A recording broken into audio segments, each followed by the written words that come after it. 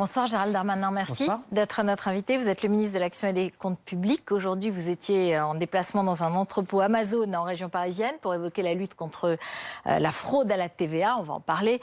C'est une des manières un peu de renflouer les caisses de l'État. C'est le budget 2020. Il sera présenté dès vendredi à l'Assemblée nationale, qui est placé sous le signe des baisses d'impôts pour les ménages, 5 milliards sur le revenu pour les ménages, la réindexation sur l'inflation d'une partie des petites retraites, la suppression de la taxe d'habitation pour une partie des Français. Tout pourrait se passer dans le meilleur des mondes. Et on croyait notamment que vous étiez rabiboché avec les seniors. Mais patatras, aujourd'hui, on apprend que les seniors de plus de 70 ans, qui sont aujourd'hui exonérés de cotisations patronales lorsqu'ils emploient un salarié à domicile, pourraient demain ne plus avoir cet avantage. Et donc, on entend un certain nombre de réactions, on se pose des questions, et avant d'aller dans le détail, est-ce que vous n'avez pas retenu finalement, globalement, la leçon que ce gouvernement avait mené la vie difficile aux seniors et qu'ils allaient du coup vraiment mal le vivre? Alors excusez-moi, mais votre présentation est fausse. Depuis ce matin, on entend beaucoup de contre-vérités, d'ailleurs portées avec des arguments, notamment dans l'opposition, qui sont de contre-vérité absolue. Qu'est-ce qui se passe? Il se passe qu'aujourd'hui, il n'y a pas dans le budget, notamment dans les années 2020, 2021, 2022, qui vont être présentées vendredi, d'économies faites sur ce que vous évoquez. Soit vous êtes un employeur de personnes à domicile, une association, une entreprise, vous employez quelqu'un au SMIC à domicile qui va chez vous. Et aujourd'hui, il y a deux critères pour bénéficier d'exonération supplémentaire, c'est vous êtes dépendant et vous avez plus de 70 ans et plus. Et puis d'un autre côté, vous pouvez être un particulier employeur, vous ne passez pas par une entreprise, vous ne passez pas par une association, vous embauchez directement. Pour l'entreprise employeur, ça ne change rien. Il n'y a pas de changement au SMIC, on continuera à avoir zéro charge sur le SMIC, il n'y a pas de changement. C'est quand même une très grande partie des gens qui sont employés. Pour les gens qui sont des particuliers employeurs, qui embauchent directement une personne qui vient chez elle et qui a plus de 70 ans, mais qui ne serait pas dépendant. Oui. Dans ces conditions, ils vont rentrer dans le droit commun des services à la personne, c'est qu'ils vont continuer à bénéficier comme les autres personnes, ce sera le budget de la sécurité sociale qu'il paiera et non plus le budget du ministère du Travail. C'est pour ça que je reviendrai sur les chiffres tout à l'heure qui sont faux d'économie. Il n'y a pas d'économie qui est faite par l'État sur ce point. Il y a une économie faite au ministère du Travail parce qu'aujourd'hui, c'est elle qui compense cette exonération. Demain, ce sera la sécurité sociale. Donc c'est une question d'addition, ce n'est pas une question d'économie pour le budget en général. En revanche, on renforce avec plus de moyens les objets de dépendance, parce que c'est le grand mal, c'est juste des années à venir. Tout à l'heure... Attendez, pardonnez-moi. Muriel Pénicaud est venue. Non, parce que, en fait, aujourd'hui, c'est vrai qu'il y a quand on emploie une personne à domicile, deux avantages, un crédit d'impôt de 50%. Exactement. Et une exonération sociale de 2 € par heure travaillée. Elle sera gardée. Ça sera conservé. Mais depuis 1987, il y avait un dispositif qui permettait aux plus de 70 ans d'être exonérés totalement des cotisations patronales pour leur employé à domicile jusqu'à 650 € de rémunération mensuelle. Ça, c'est terminé. C'est ça? Ce que nous disons, c'est Sauf pour les personnes dépendantes. Ce que nous disons, c'est qu'il ne faut pas qu'il y ait de critères d'âge. Aujourd'hui, il y a des gens qui sont dépendants à moins de 70 ans et qui ont besoin, il n'y a pas assez d'aide publique pour elles, notamment lorsqu'elles sont en difficulté sociale.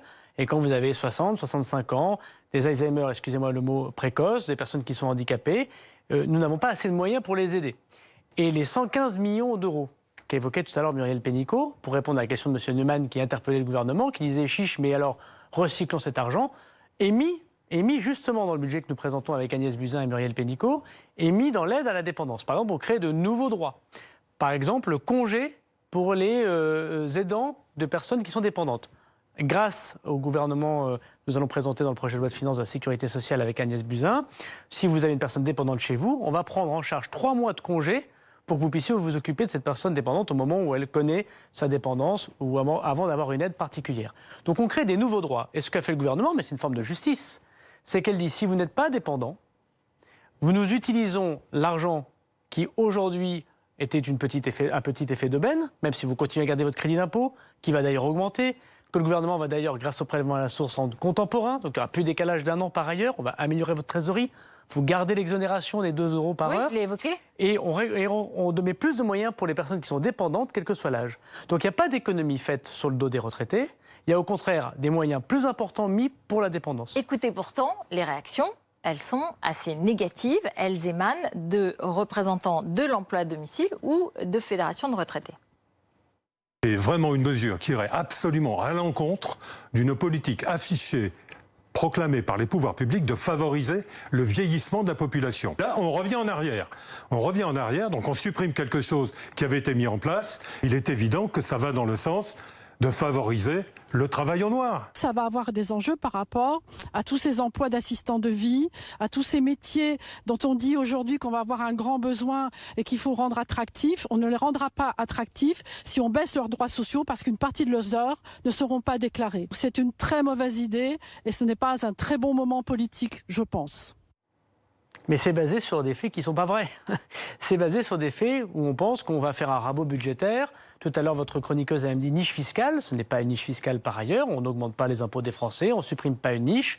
C'est basé sur le fait qu'on met plus de moyens pour les personnes dépendantes et un petit peu moins de moyens pour les personnes qui ne le sont pas.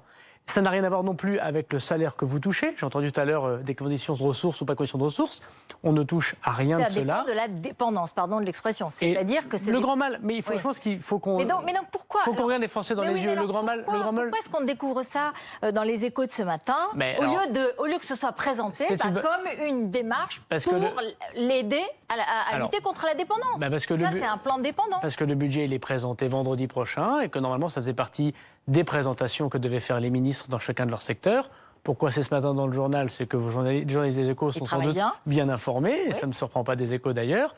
Et donc on en vient effectivement à expliquer cette mesure. Mais je pense qu'il faut bien dire 3 choses qui sont des contre-vérités qu'il faut battre en brèche. Il n'y a pas de rabot budgétaire. Les économies sont entièrement recyclées sur la dépendance. Il y a plus de moyens pour la dépendance. C'est à vérifier. C'est ce que vous nous dites aujourd'hui. Vous voyez ce que je veux dire. Je suis le ministre des Comptes, alors vous pouvez pas me croire, mais dans ces conditions... C'est comme quand la taxe carbone était votée, puis qu'elle allait pour le déficit budgétaire, on ne sait pas. Non, c'est absolument pas comparable. D'ailleurs, les documents, c'est pour vendredi, donc ne vous en inquiétez pas. Deuxièmement, ce n'est pas une niche fiscale, on n'augmente aucun des impôts. Je pense que c'est un point qu'il faut bien soulever. Et troisièmement, évidemment, les gens gardent le crédit d'impôt qui va d'ailleurs augmenter. Il sera augmenté et par ailleurs, il sera rendu contemporain. Vous ne vous inquiétez pas, je voudrais qu'on écoute Bruno Le Maire. Après, on passera à un autre sujet parce que celui-là, il a quand même été à l'actualité du jour. Bruno Le Maire était à votre place il y a 3 jours et il s'inquiétait parce qu'il y avait dans la majorité des gens qui voulaient carrément supprimer ce crédit d'impôt pour les 20% des ménages les plus aisés. Et il était inquiet, il a dit pas question, on l'écoute. Je tiens à ce qu'on préserve ces emplois à domicile.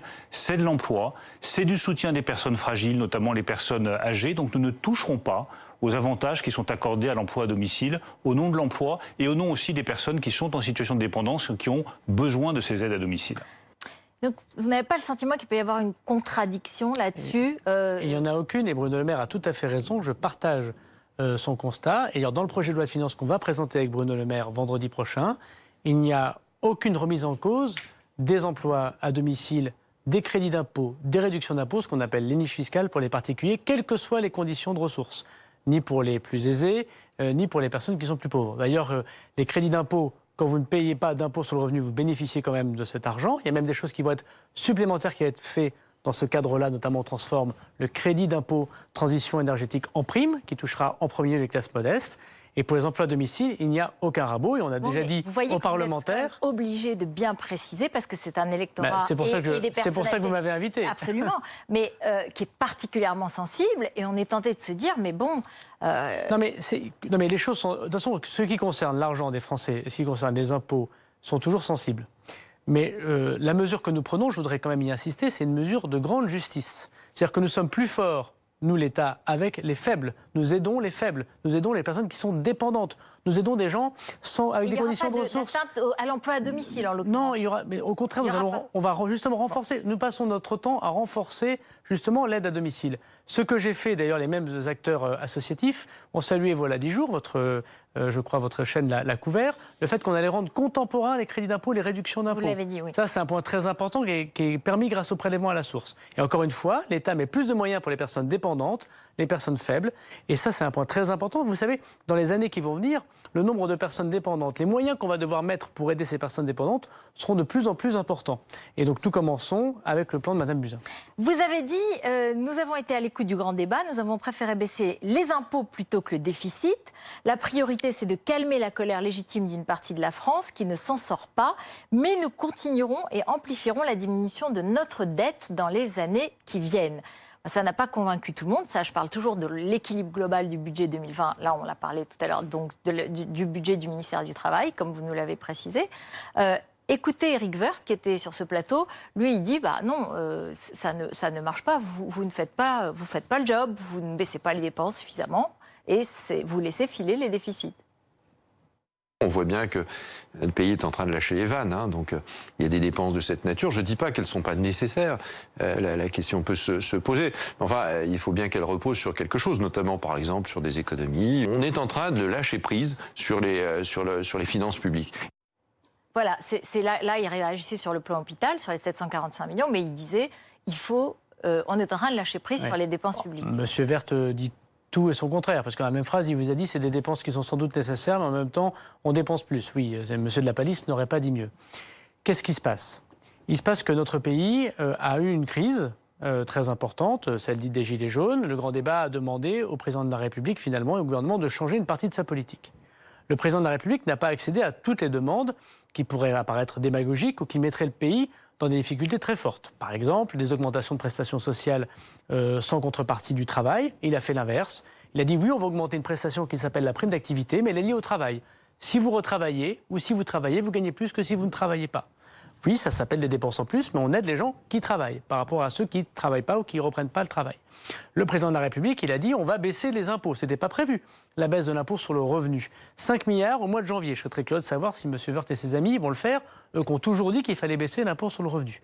Nous avons aussi défiscalisé les heures supplémentaires. Ça coûte aussi cher au budget de l'État. C'est une proposition, et M. Woerth le sait, avec parce que ça datait de Nicolas Sarkozy. Il était ministre du budget de l'époque. Ils restent très sceptiques. Hein. Vous avez vu les réactions dans les sondages, ils ont l'impression que leur pouvoir d'achat n'a pas pour autant augmenté. Non, mais les Français... Ils considèrent que vous n'avez pas fait assez. Et d'ailleurs, il y a encore des défilés de gilets jaunes. Les Français, relativisons les choses, tout en écoutant évidemment les contestations. Les Français sont sans doute comme Saint Thomas. Et moi, je les entends à Tourcoing, dans ma commune. Ils croient que ce qu'ils voient.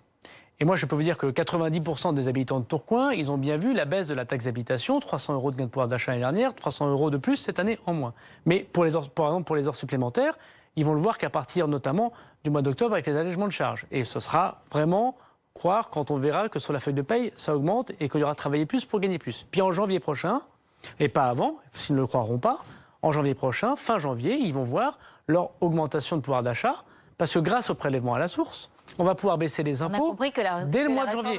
Oui, mais moi, le prélèvement à la source, c'est quand même quelque chose qui m'a beaucoup marqué. Parce que tout le monde a expliqué que l'administration française était incapable de le faire, que les Français étaient trop bêtes pour comprendre qu'on allait les prélever à la source. C'est une réforme réussie aujourd'hui dans les sondages. Et que par ailleurs, les Français auraient une aversion à l'impôt et à la façon de fonctionner. Non, je pense que quand on explique les choses et qu'on est pratique et simple pour les Français, qu'on met de la conviction, ça marche.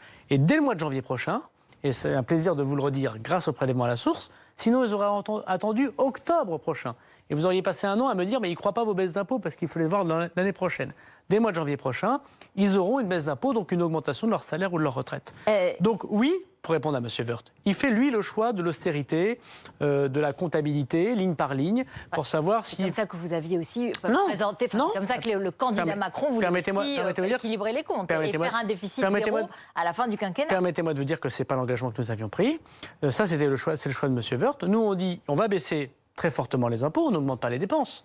On baisse les recettes, c'est assez différent. Tout en réglant, on parlera tout à l'heure de la TVA, de la fraude peut-être, des grands contentieux fiscaux. C'est le cas de Google qui a payé 1 milliard puisque la presse l'a évoqué. Le recouvrement, on a récupéré quasiment 1 milliard d'euros de plus grâce au prélèvement à la source sans augmenter l'impôt des Français, simplement en faisant payer les phobiques administratifs, ou ceux qui oubliaient de déclarer leurs revenus, par exemple. Et nous avons aussi bénéficié d'une conjoncture qui était favorable. Et elle est favorable d'abord parce qu'on n'y peut pas grand-chose. C'est le cas de la baisse des taux d'intérêt. C'est plusieurs milliards d'euros que nous économisons. Et on préfère le recycler en baisse d'impôts que de baisser effectivement de façon trop lointaine le déficit. Et puis il y a des bonnes nouvelles dont on est quand même responsable. La baisse du chômage, qui est continuelle depuis 2 ans. cette baisse du chômage, elle rapporte de l'argent à l'État aux cotisations. Des cotisations Évidemment. sociales, elle permet et donc, de faire rentrer la de l'argent. politique de baisse d'impôts que fait le président de la République, elle permet de relancer l'activité, de dire aux chefs d'entreprise, de dire aux consommateurs, on a confiance en vous, et d'être dans un cercle vertueux. Mais attendez, moi j'attire l'attention sur le fait qu'il y a deux choses qui baissent dans ce pays depuis 2 ans. Les impôts et le chômage. Et pourtant... Et ça fait 20 ans que je regarde la télévision, et je me dis, le grand mal de la France, c'est que le chômage augmente, et le grand mal de la France, c'est que les impôts augmentent. Voilà un président de la République qui, en 2 ans, baisse continuellement les impôts et le chômage. Eh ben, j'aimerais qu'on puisse le dire un petit peu quand même. Vous le dites, et c'est très bien, on le dit aussi dans le cas où on le vérifie, mais pourtant, on a le sentiment qu'il y a une insatisfaction.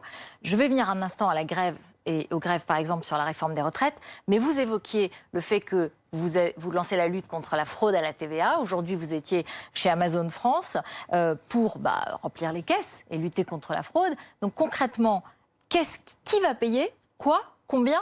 Quand est-ce que ça rentre dans les caisses? Eh ben, aujourd'hui, quand vous achetez un produit qui vient de Chine ou qui vient des États-Unis, il n'est pas tout à fait certain que l'entreprise qui vous vend ce produit ait payé les 20% de TVA qu'une plateforme française a payé. Donc il y a une distorsion de concurrence, puisqu'il y a un pays qui produit 20% moins cher puisqu'il ne paye pas la TVA, et par ailleurs, ça ne rentre pas dans les caisses de l'État. La Commission européenne a évalué cela à 6 milliards d'euros. 6 milliards d'euros pour la France. C'est beaucoup d'argent. Et nous avons fait le système que nos amis britanniques ont mis en place l'année dernière. C'est-à-dire que nous obligeons les plateformes étrangères, nous obligeons ceux qui vont les distribuer, c'est-à-dire les entrepôts logistiques et ceux qui acheminent le colis, à vérifier que c'est bien payé. Et je remarque que nos amis britanniques ont gagné rien que cette année déjà plus de 200 millions d'euros. Donc vous escomptez combien? Donc dans le projet de loi de finances, moi je n'ai pas compté comme ça. Je n'ai pas dit un objectif pour faire un budget qui serait en peau de chagrin et qui serait fondé sur une lutte contre la fraude hypothétique. Donc tout ce qui viendra en plus sera bien. Nous, on pense que plusieurs centaines de millions d'euros en 2021 pourraient être récupérés dans les caisses. On pense que raisonnablement, il y aura beaucoup d'argent à récupérer des plateformes étrangères qui devaient y payer leur juste TVA dans les caisses. Plusieurs centaines de millions d'euros. Oui, on va le mettre en place au 1er janvier 2021. On laisse 1 an à tout le monde. On le fait voter maintenant, 1 an à tout le monde pour s'adapter. Et au 1er janvier 2021, nous mettrons en place ce paiement de la TVA par les plateformes étrangères. Je précise que c'est sans aucune augmentation de prix pour le consommateur, puisque quand vous achetez un produit sur Internet, vous ne savez pas parfois si ce produit est avec la TVA ou sans la TVA. Donc il y a vraiment une fraude qui s'est organisée. La TVA, c'est le plus grand impôt que touche l'État. Grâce à ça, les services publics fonctionnent. Et c'est aussi le plus grand lieu de fraude. 80% des dossiers de fraude fiscale, c'est des dossiers de TVA. Alors, vous faites ce portrait, cette description finalement d'un président qui baisse les impôts, qui baisse le chômage, qui lutte contre la fraude.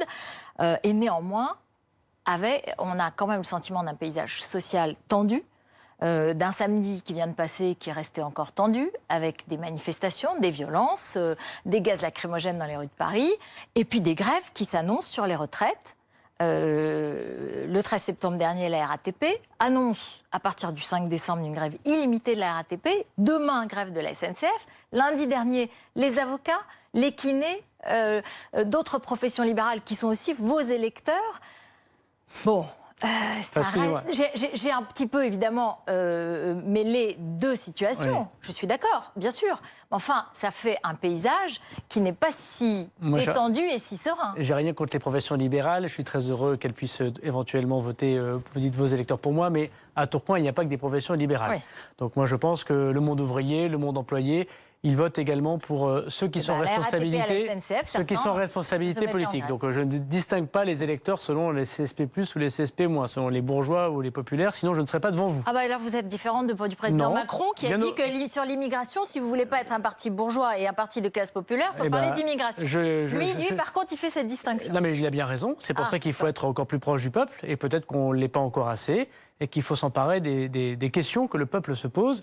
Et pas simplement... Donc sur cette question, il faut faire la distinction, mais sur les autres questions... Non, mais vous me parlez de vos électeurs comme si on était élus, en tout cas, que par les professions libérales. Moi, je pense qu'à Tourcoing, si je suis réélu, si je me représente, puisque c'est votre question... Comme vous allez vous représenter, donc j'ai compris, là, si vous êtes réélu, si vous représentez... Par deux fois, les électeurs tourquenois, ou qui est une ville populaire et ouvrière, m'ont fait confiance et je les en remercie, parce que grâce à eux, j'essaie de porter leur petite voix à Paris. Bon. Une fois que je vous ai dit ça, la réforme des retraites, c'est une réforme très importante. Très importante parce qu'elle touche tous les Français. La première des choses que je voudrais dire, c'est qu'elle ne touche pas la réforme proposée par Jean-Paul Delevoye, les personnes qui sont aujourd'hui en retraite. C'est un point très important. Ni les personnes qui sont à 5 ans de la retraite. Une fois qu'on a dit ça, Est-ce qu'on peut se dire que ce qui se passe à la RATP ou à la SNCF, c'est normal qu'ils manifestent? Le droit de grève et le droit de manifestation est tout à fait à respecter. Et moi, je suis de ceux qui pensent que oui, nous devons mettre fin aux régimes spéciaux. Personne ne comprend, si je prends l'exemple de la RATP, qu'aujourd'hui les agents de la RATP partent en retraite à 57 ans, et partent avec 3 200 € en moyenne de pension. Allez l'expliquer à la caissière de chez Auchan ou à l'ouvrier de l'usine textile, il aura du mal un petit peu à le comprendre. Donc nous assumons que nous mettons fin aux régimes spéciaux. C'était dans le programme du président de la République. Et vous savez quoi? C'était dans le programme de beaucoup de candidats à la présidence de la République. Aux caisses des avocats qui sont bénéficiaires et qui abondent les régimes, l'autre régime. Il y a deux choses différentes. Public. Oui, je sais que c'est différent. Mais... L'un des problèmes, c'est que nous avons effectivement 42 régimes. Et que nous voulons en faire qu'un seul, universel, parce que notre vie change. Demain, un journaliste fera peut-être autre chose, il travaillera peut-être comme avocat, ou il fera peut-être autre chose de sa vie. Et la vie n'est plus comme avant, si j'ose dire, on faisait 30 ou 40 ans dans la même caisse, et qu'on faisait pendant 40 ans avocat ou 40 ans ouvrier. Pardon, mais cette réforme, vous savez qui y est très opposé? Quelqu'un que vous aimez bien, que vous connaissez bien, Xavier Bertrand, qui vous considère comme un ami, et qui dit qu'elle est hypocrite, injuste et dangereuse. C'est son droit, mais moi je respecte ce qu'a dit Xavier, mais moi je suis convaincu que la réforme proposée par le gouvernement est la bonne réforme. Pourquoi? Parce que d'abord on met fin aux régimes spéciaux. Personne ne l'a fait auparavant. Et moi je constate que les réformes des retraites précédentes, personne n'a mis fin aux régimes spéciaux. Xavier Bertrand devait l'avoir fait. Mais personne n'a mis fin aux régimes spéciaux, quel que soit, et c'est pas un mal en soi, il y a eu des choses courageuses qui ont été faites. Personne n'a mis fin à cela. De même que personne n'avait supprimé l'ISF, et de même que personne n'avait mis fin au statut des cheminots de la SNCF. Vous irez jusqu'au bout, malgré les manifestations, malgré les grèves, malgré ce qui s'annonce? Mais il y a des choses différentes dans ce que vous dites. Quand vous parlez des avocats, par exemple, c'est une profession qui a organisé la solidarité en elle-même. Ouais. C'est une profession qui connaît, peut-être à long terme, mais pas tout de suite, des difficultés démographiques. C'est une profession qui a des réserves. Et elle pose des questions qui sont différentes d'un régime spécial comme la RATP et la SNCF. C'est une question extrêmement compliquée. Vous irez jusqu'au bout. Mais la réforme des retraites, c'est une réforme la plus importante du quinquennat. Donc vous irez jusqu'au bout. Mais le président de la République, il n'a pas l'habitude de reculer. Il ne reculera pas. Mais cependant, le président de la République, il a l'habitude d'écouter. Et je crois que ce qui est important, c'est à la fois que l'on montre aux Français qu'il est élu pour réformer le pays, pour le rendre plus juste, pour que des gens, je le vois bien, de 25 ou 30 ans, croient au régime par répartition qui est hérité de la Conseil national de la résistance. Si des jeunes nous écoutent aujourd'hui, je suis sûr qu'ils ne se disent pas un seul instant qu'ils vont bénéficier du même régime de retraite que leurs parents. Parce que la démographie a changé, parce que le monde a changé. Donc c'est pour les jeunes générations qu'on fait cette réforme des retraites. Autre question. On a eu le sentiment que le président, lorsqu'il justement a évoqué les questions d'immigration, en ayant cette fameuse phrase que j'évoquais il y a quelques instants, si on ne veut pas être un parti bourgeois et qu'on veut être un parti de classe populaire, il faut parler d'immigration. Il faut être un parti de tout le monde, faites le métro à 5 heures, comme disait Malraux. C'est le général de Gaulle et André Malraux qui le disaient. C'est une de vos convictions, je crois savoir que c'est une de vos convictions anciennes.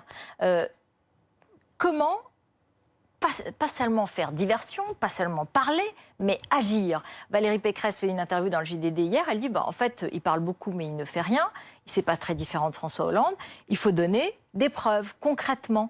Et par exemple, est-ce qu'il y aura des quotas d'immigration? Est-ce qu'il y aura une réforme de ce qu'on appelle la CMU-C, c'est-à-dire l'assurance maladie des étrangers en situation régulière, mais surtout des demandeurs d'asile et des réfugiés qui posent peut-être certains problèmes.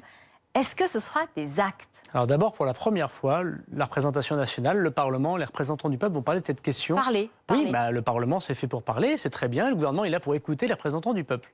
Ça s'appelle la démocratie. Il y a des moments où le Parlement n'est plus convoqué pour poser un certain nombre de questions au gouvernement. Nous sommes heureux d'être sous les fourches cordines du Parlement qui a ses positions. Donc moi, je ne vais pas anticiper sur ce débat. Mais ma conviction, puisque vous me posez la question, c'est que la France est un magnifique pays d'intégration.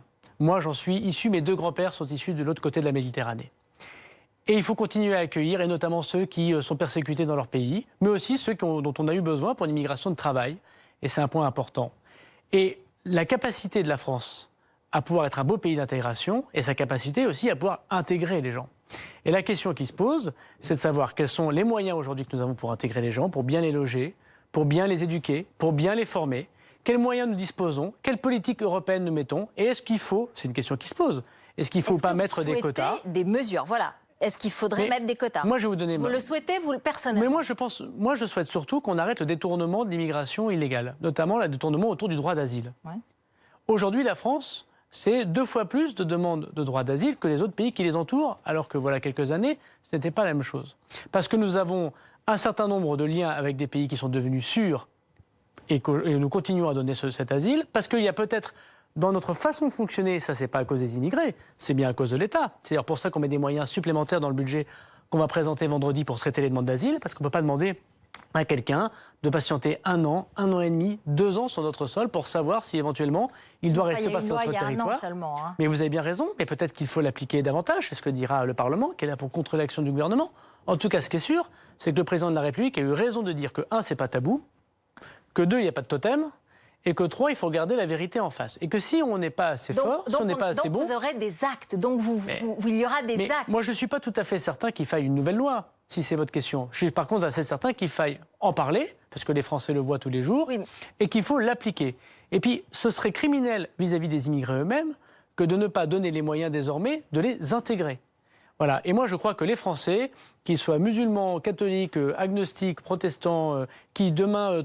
ont envie ou pas de pouvoir rester plus longtemps sur notre sol ou d'avoir une période de vie sur notre sol, quelle que soit leur couleur de peau, la France, c'est une belle promesse et c'est une promesse d'intégration. Mais cette promesse d'intégration, elle ne peut pas se faire si l'État ne regarde pas les choses en face. Aujourd'hui, ça ne marche pas très bien. Ça ne marche plus très bien et c'est un drame pour la France comme pour les immigrés. Dernière question, vous serez candidat à Tourcoing, j'ai compris. Je ne sais pas à quelle position sur la liste. Vous ne savez pas à quelle position, donc on saura si c'est en tête et à ce moment-là vous démissionnerez. Ou alors... Ah non, la règle est assez simple. On peut être ministre et candidat, mais comme... Candidat, je dirais, si vous étiez élu... oh là là, mais je ne présume pas du vote des électeurs. Sinon, vous êtes sur la liste à une autre position. Mais... Et après 2022, je disais, Xavier Bertrand, vous êtes ami et tout. Il y a plein de gens qui se disent, mais il va choisir qui Mais j'ai eu l'occasion de le dire. Moi, j'ai un ami qui s'appelle Xavier Bertrand et je souhaite qu'il puisse continuer son œuvre très importante dans la région. Parce que notre ennemie dans la région, elle s'appelle Madame Le Pen. Et sa cohorte de mensonges et d'attaques contre ce qui fait l'identité, pardon de le dire comme ça, d'une région travailleuse et qui a toujours respecté l'autre. Mais je suis fidèle au président de la République, je suis son ministre, et en 2022, s'il se représente, je le soutiendrai. Moi, je voudrais aussi vous dire que c'est très important, la vie locale.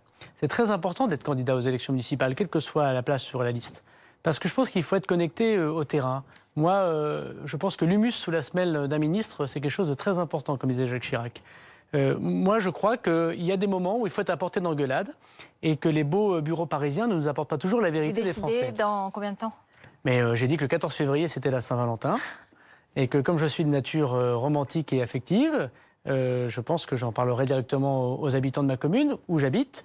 Mais je pense que c'est très important. En attendant, je suis à mon poste de ministre. J'ai un budget à faire adopter par le Parlement, un Brexit à réussir, puisque c'est 2 grandes responsabilités que m'a confié le Premier ministre et le Président de la République. Merci. Mais je crois que c'est un point très important, toujours le lien avec ma commune, parce que je pense que c'est comme ça qu'on fait de la politique. Merci beaucoup. Merci d'être venu sur notre plateau, Gérald Darmanin. Tout de suite, est-ce que Emmanuel Macron est un président vraiment écologiste ? Il s'est exprimé tout à l'heure. C'est Face à Duhamel avec Sophia Chikirou.